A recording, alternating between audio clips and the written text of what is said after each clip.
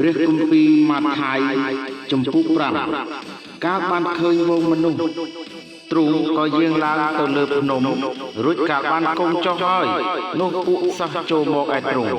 ហើយទ្រង់បើកព្រះអស់បង្រៀនគេថាមានពរហើយអស់អ្នកដែលមានសេចក្តីកំសត់ខាងឯវិញ្ញាណត្បិតនគរឋានសួគ៌ជារបស់ផងអ្នកទាំងនោះមានពរហើយអស់អ្នកដែលយំសោកត្បិតអ្នកទាំងនោះនឹងបានសេចក្តីកំសាន្តចិត្តមានពរហើយអស់អ្នកដែលស្លូតត្រង់ត្បិតអ្នកទាំងនោះ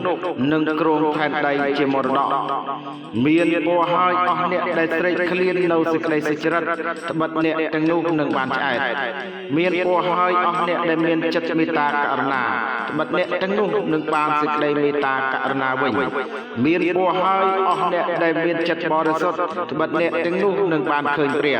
មានពរហើយអស់អ្នកដែលផ្សះផ្សាគេត្បិតអ្នកទាំងនោះនឹងបានហៅជាកូនរបស់ព្រះ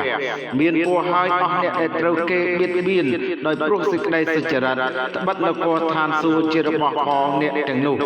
អ្នករាល់គ្នាមានពរក្នុងការដែលគេជេរបៀតបៀនហើយនិយាយបង្ខុសគ្រប់ទាំងសេចក្តីអាក្រក់ពីអ្នករាល់គ្នាដោយព្រោះខ្ញុំចូលមានចិត្តអំណរហើយរីករាយជាខ្លាំងចុះត្បិតអ្នករាល់គ្នាមានរង្វាន់ជាធំនៅឯឋានសួគ៌ពីព្រោះគេក៏បានធ្វើទុកដល់ពួកហោរាដែលនៅមុនអ្នករាល់គ្នាបែបដូច្នោះដែរអ្នករាល់គ្នាជាអំបិលនៃផែនដីបើអំបិលបាត់ជាតិប្រៃហើយនោះតើនឹងយកអ្វីដើម្បីឲ្យប្រៃឡើងវិញបានជារបស់គ្មានប្រយោជន៍ទៀតសោះមានតែបោះបង់ចោលទៅក្រៅឲ្យមនុស្សដើរជន់ប៉ុណ្ណោះអ្នករាល់គ្នាជាពន្លឺនៃលោកីឯទីក្រុងណាដែលនៅលើភ្នំនោះលាក់មិនកំបាំងទេក៏គ្មានអ្នកណាអុជចង្គៀងយកទៅដាក់ក្រោមខាងដែរគេតែងដាក់លើជើងចង្គៀងវិញនោះទៅភ្លឺដល់អ្នកដែលនៅក្នុងផ្ទះទាំងអស់គ្នា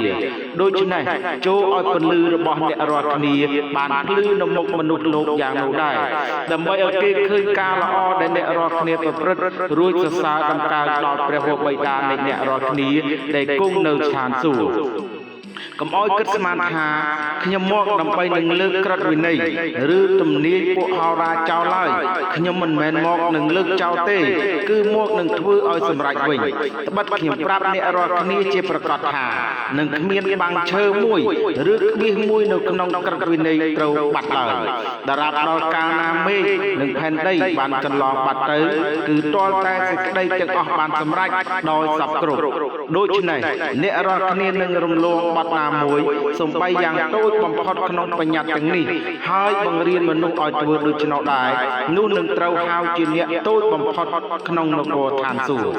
តែអ្នកណាដែលកាន់តាមហើយបង្រៀនចំពោះបញ្ញត្តិទាំងនេះនោះនឹងបានហៅជាអ្នកធំក្នុងនគរឋានសួគ៌វិញខ្ញុំប្រាប់អ្នករាល់គ្នាថាបើសេចក្តីសុចរិតរបស់អ្នករាល់គ្នាមិនលើសពីសេចក្តីសុចរិតនៃពួកអាចារ្យនិងពួកផារីស៊ីទេនោះអ្នករាល់គ្នានឹងចូលទៅក្នុងនគរឋានសួគ៌ពុំបានឡើយអ្នករាល់គ្នាបានឮសេចក្តីដែលសម្ដែងដល់មនុស្សពីបុរាណថាកុំឲ្យសម្លាប់មនុស្សឲ្យសោះបើអ្នកណាសម្លាប់មនុស្សនោះក្រែងត្រូវជាប់ជំនុំជម្រះហើយតែខ្ញុំប្រាប់អ្នករាល់គ្នាដូច្នេះវិញថាសូម្បីតែអ្នកណាដែលខឹងនឹងបងប្អូននោះក្រែងត្រូវជាប់ជំនុំជម្រះដែរហើយអ្នកណាដែលស្ដីឲ្យបងប្អូនថាអាចោលមិនស្អៀតនោះក្រែងពួកក្រុមជំនុំធ្វើទោសតែចំណែកអ្នកណាដែលថាអាចឈួតនោះក្រែងធ្លាក់ទៅក្នុងភ្លើងនរកដូច្នេះបើកាលណាអ្នកនាំយកដង្វាយមកដល់អាសនាហើយនៅទីនោះអ្នកនឹកឃើញថាបងប្អូនណាមានហេតុទាស់នឹងអ្នកនោះត្រូវទុកដង្វាយរបស់អ្នកនៅមុខអាសនាហើយទៅរកជានឹងបងប្អូនជាមុនសិនរួចសឹមមកថ្វាយដង្វាយអ្នកចោះចូលឲ្យអ្នកជាស្រស់ស្រួលនិងអ្នកដើមចោតវិញជាប្រញាប់ដែលកំពុងតែដើរតាមផ្លូវជាមួយគ្នាក្រែងគេបញ្ជូនអ្នកទៅឲ្យចៅក្រមហើយចៅក្រមប្រគល់អ្នកទៅនាយភូខុំរួចអ្នកត្រូវជាប់គុកខ្ញុំប្រាប់អ្នកជាប្រកាសថាដែលអ្នកនៅខ្វះតែមួយសេននឹងសងគេឲ្យគ្រប់នោះនឹងចេញពីទីនោះមិនរួចឡើយអ្នករាល់គ្នាបានឮសេចក្តីដែលសម្ដែងពីដើមថា កំផិតឲ្យសោះប៉ុន្តែខ្ញុំប្រាប់អ្នករាល់គ្នាសូម្បីតែអ្នកណាដែលគ្រាន់តែក្រឡេកឃើញស្ត្រីហើយមានតម្រេកសម្រាប់ចង់បាននោះឈ្មោះថាបានប្រព្រឹត្តសេចក្តីកំផិតនឹងនាងនោះនៅក្នុងចិត្តខ្លួនហើយបើផ្នែកស្ដាំនេះនាំឲ្យរវិតចិត្តនោះចូលខ្វះចេញបោះចោលទៅបិទផ្នែកអ្នកមួយត្រូវវិនិច្ឆ័យនោះមានប្រយោជន៍ជាជាងឲ្យរូបកាយទាំងមូលត្រូវបោះទៅក្នុងនរកហើយបើដៃស្ដាំនេះនាំឲ្យរវិតចិត្តនោះចូលកាត់ចេញបោះចោលទៅបិទតែដៃអ្នកមកខាងត្រូវវិនិច្ឆ័យនោះមានប្រយោជន៍ជាជាងឲ្យរូបកាយទាំងមូលត្រូវបោះទៅក្នុងនរកមានសេចក្តីថ្លែងទុកមកទៀតថាអ្នកណាដែលចង់លែងប្រពន្ធនោះមានតែឲ្យសម្បត្តិនេះលែងដល់នាងប៉ុន្តែខ្ញុំប្រាប់អ្នករាល់គ្នាថាស្ត្រីណាដែលមិនផិតប្តីបើប្តីនោះលែងចេញនោះឈ្មោះថាបានធ្វើឲ្យនាងទៅជាស្រីសំផឹងហើយបើអ្នកណាយកស្ត្រីដែលប្តីលែងធ្វើជាប្រពន្ធអ្នកនោះហៅថាប្រព្រឹត្តសេចក្តីកំផិតដែរមួយទៀតអ្នករាល់គ្នាបានលើសេចក្តីដែលសម្ដែងមកដល់មនុស្សពីដើមថាកុំឲ្យស្បត់កុហកឡើយគឺត្រូវឲ្យធ្វើសម្រេចតាមគ្រប់ទាំងសេចក្តីដែលស្បត់នឹងព្រះអង្គម្ចាស់ប៉ុន្តែខ្ញុំប្រាប់អ្នករាល់គ្នាថាកុំឲ្យស្បត់ឲ្យសោះទោះនឹងឋានសួគ៌ក្តីព្រោះជាបល្ល័ង្កនៃព្រះទោះនឹងផែនដីក្តីព្រោះជាកំណល់កលព្រះបាទទ្រង់នោះនឹងក្រុងសិទ្ធទោះនឹងក្រុងយេរូសាឡិមក្តីព្រោះជាក្រុងនៃស្ដេចធំក៏កុំឲ្យស្បត់នឹងក្បាលអ្នកដែរពីព្រោះអ្នកនឹងធ្វើឲ្យសក់មួយសរសៃត្រឡប់ទៅជាសឬជាខ្មៅពុំបានទេត្រូវឲ្យចេញសម្ដីថាតែមែនឬទេប៉ុណ្ណោះសេចក្តីណាដែលលើសអំពីនោះទៅនោះមកតែពីអាកំណាចទេអ្នករាល់គ្នាបានលើសេចក្តីដែលថ្លែងទុកថាភ្នែកឲ្យធូរនឹងភ្នែកហើយធ្មេញឲ្យធូរនឹងធ្មេញប៉ុន្តែខ្ញុំប្រាប់អ្នករាល់គ្នាថាកុំឲ្យតតាំងនឹងអំពើអាក្រក់ឡើយបើអ្នកណាទះកំភ្លៀងស្ដាំនឹងអ្នកនោះត្រូវតែបែកកំភ្លៀងមកខាងទៅឲ្យទៀតបើអ្នកណាប្តឹងចង់យកអាវខ្លីរបស់អ្នកនោះត្រូវបើកឲ្យគេយកទាំងអាវវែងផង